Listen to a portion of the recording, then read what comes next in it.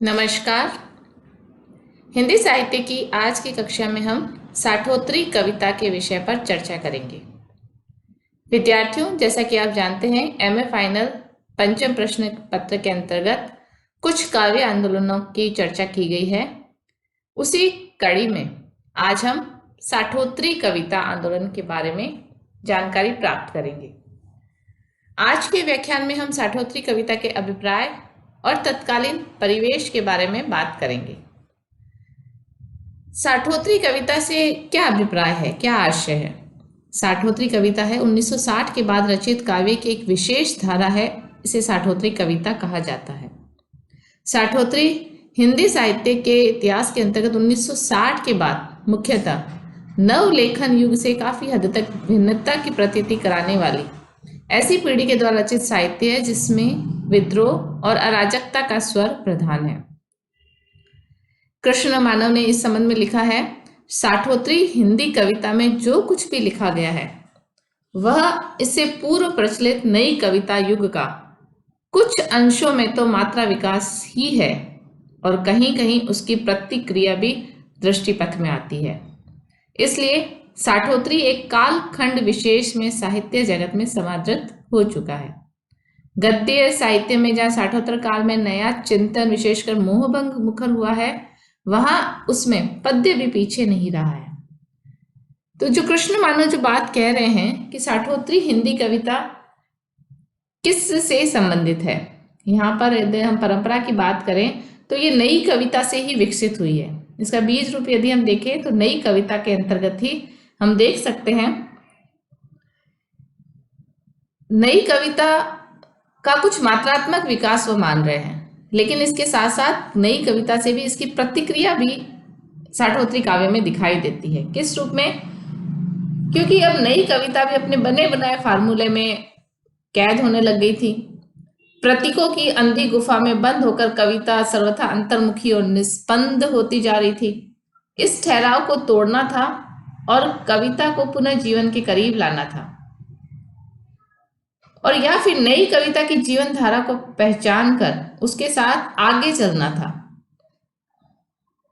60 के बाद की काव्य धारा में जो बात मुख्य रूप से उभर कर आती है वह थी कि नई कविता की बनती हुई सीमाओं को पहचान कर उनका जो उल्लंघन है वह करने की बात इस काल के जो कवि हैं, इस काल के जो प्रमुख चिंतक हैं, उन्होंने इस धारणा को विकसित किया कि जो बात चली आ रही है उसको उसी रूप में ना कह करके एक अलग रूप में कहने की जो बात है, जीवन से संबद्ध होकर कहने की जो बात है, वह यहाँ पर हमें अधिक महसूस होती है साठोत्तरी कविता में।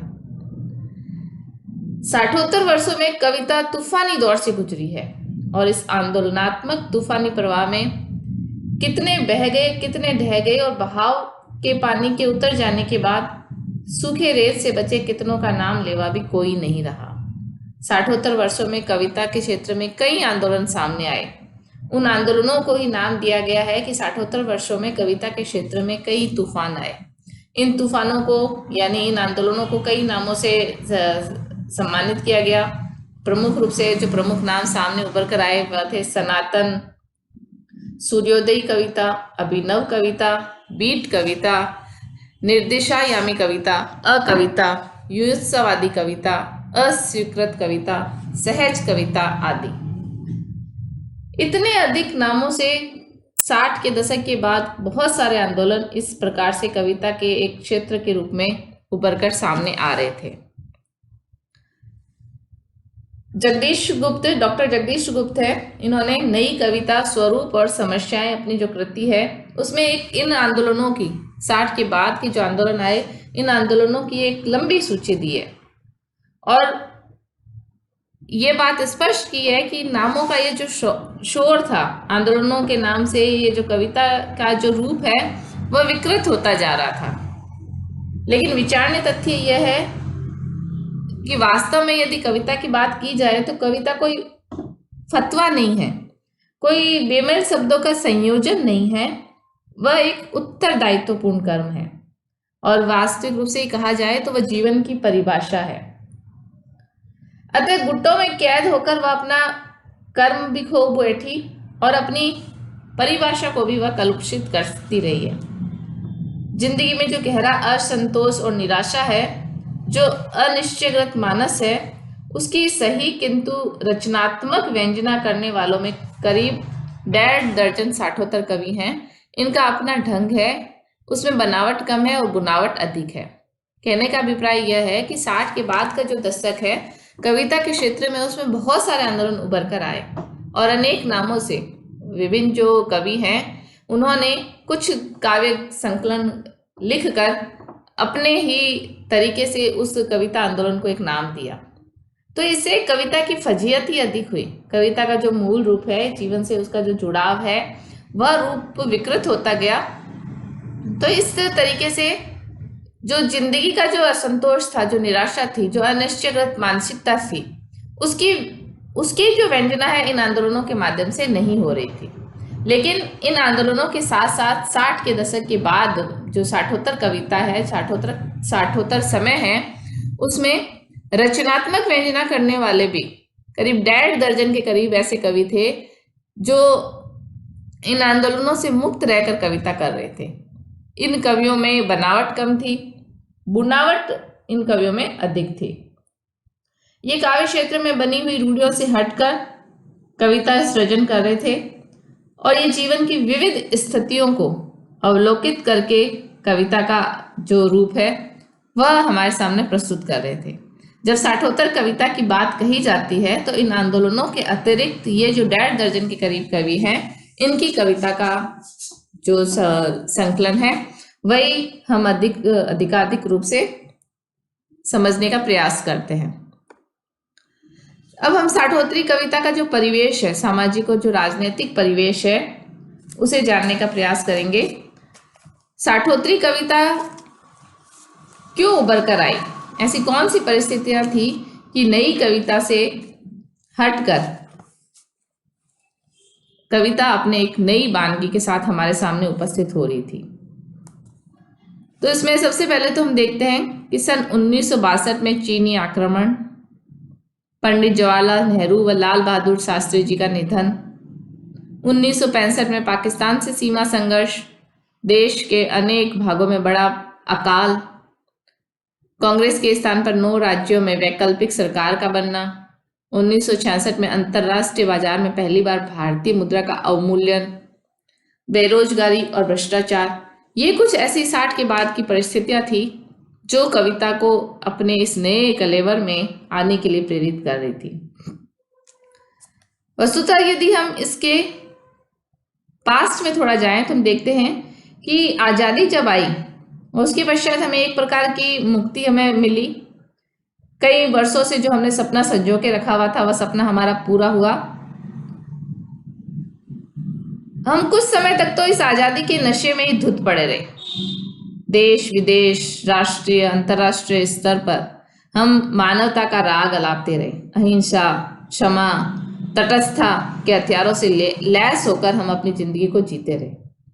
किंतु जैसे जैसे 1960 का वर्ष बीतते बीतते हमारे सपनों के फूल बिखरने लगे। हमारे सामने वस्तु स्थिति थी जो स्पष्ट रूप से हमारे सामने आने लगी। जो देश की स्थिति थी, हम अपनी इस देश की स्थिति से जूझते। उस आज़ादी के पश्चात जो समस्याएं हमारे सामने उपस्थित हुई थी, हम उनसे जूझते, उनका कोई हल निकालते कि तभी 1962 में चीन का आक्रमण भारत पर हो जाता है। और उस समय ऐसा लगता है कि हमारी आंखों में पले अपने जो सपने थे वह धूमिल हो गए हैं। हमारी पलकों पर काला, दहशत भरा, छटपटा देने वाला धुआं फैल गया है। हम चीनी सेना से लड़े, अपनी जान हथेली पर लेकर आगे बढ़े, किंतु उस महाशक्ति के आगे हम कामयाब न हो सके। अहिंसा, क्षमा, तटस्थता की नीतियों का रंग अब हमें वास्तविक रूप से फीका लगने लगा। यही वह बिंदु था जब हमें हमारी पद्धति का और शक्ति का पुनर्मूल्यांकन करने का अवसर मिला। कहने का अभिप्राय है कि इस समय 1960 के पश्चात जीवन बदला, राजनीतिक शक्ति बदली और इस बदले हुए समस्त परिवेश के प्रभाव से कविता भी अपने आप को न बचा पाई, उसमें भी परिवर्तन आवश्यक हो गया। साठोत्तर वर्षों में लिखी गई कविता का ये बदला हुआ मिजाज गवाह है कि यह परिवर्तन बदलते परिवेश से जन्मी विवशता का परिणाम है।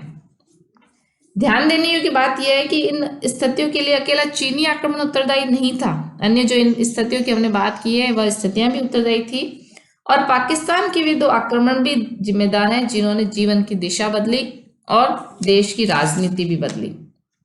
इन आक्रमणों के प्रभाव परिणाम से संबंधित प्रश्न और उप प्रश्नों ने बुद्धिजीवियों को तो सोचने के लिए विवश किया ही, लेकिन आम आदमी को भी बहुत प्रभावित किया और यहीं से हमारे मोहभंग की प्रक्रिया भी घटित हुई। और ये मोहभंग की जो प्रवृत्ति है ये साठोत्तरी कविता में पूर्ण रूप से उभर कर सामने आती है। तो ये कुछ स्थितियां थी सामाजिक, राजनीतिक और वैश्विक स्तर पर जिसने साठोत्तरी कविता को फलने का, उत्पन्न होने का एक प्रकार का मौका दिया, अवसर दिया। अब हम बात करते हैं साठोत्तरी जो प्रमुख कवि हैं उनके बारे में हम बात करते हैं कि इस काल के प्रमुख कवि कौन कौन हैं। साठोत्तरी कविता में अनेक ऐसे कवि हैं जो हमारा ध्यान आकर्षित करते हैं।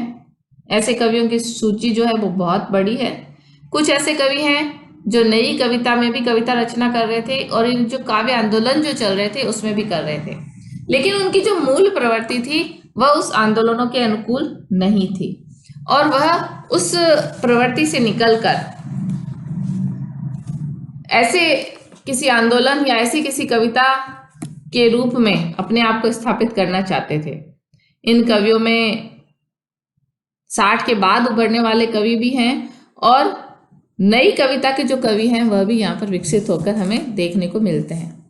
युवा कवियों में हम इस काल के युवा कवियों में धूमिल, पदमधर त्रिपाठी, ऋतुराज, चंद्रकांत देवताले, लीलाधर झंगुड़ी, विष्णुचंद्र शर्मा, श्रवण कुमार, वंद्योपाध्याय, विजेंद्र, डॉक्टर विनय, मलयज, बलदेव वंशी, प्रयाग शुक्ल, श्रीकांत वर्मा, कैलाश वाजपेयी, रघुवीर साय आदि के नाम उल्लेखनीय रूप से ले सकते हैं। और इन सब में जो धूमिल का जो नाम है, साठोत्तरी कविता की जो चर्चा है वह धूमिल के नाम के बिना अधूरी ही मानी जाती है। धूमिल एक ऐसे कवि हैं जिनकी कविताओं में जिंदगी का सीधा साक्षात्कार हमें दिखाई देता है। इनकी जो प्रमुख कविता है वह है मोचीराम, उस औरत की बगल में लेटकर, पटकथा, जनतंत्र के सूर्योदय में और प्रौढ़ शिक्षा जैसी कविताओं में धूमिल की जो बौद्धिक विचारणा है और जो उनका भावनात्मक संतुलन है वह हम देख सकते हैं। इसी प्रकार से लीलाधर झांगुड़ी, बलदेव वंशी इत्यादि भी इस काल के प्रमुख कवि के रूप में हमारे सामने आते हैं। तो विद्यार्थियों, आज हमने साठोत्तरी कविता का परिवेश, साठोत्तरी कविता का अभिप्राय और इसकी समय सीमा के बारे में जानकारी प्राप्त की। आगे की कक्षा में हम साठोत्तरी कविता की प्रमुख प्रवृत्तियों के संबंध में बात करेंगे। धन्यवाद।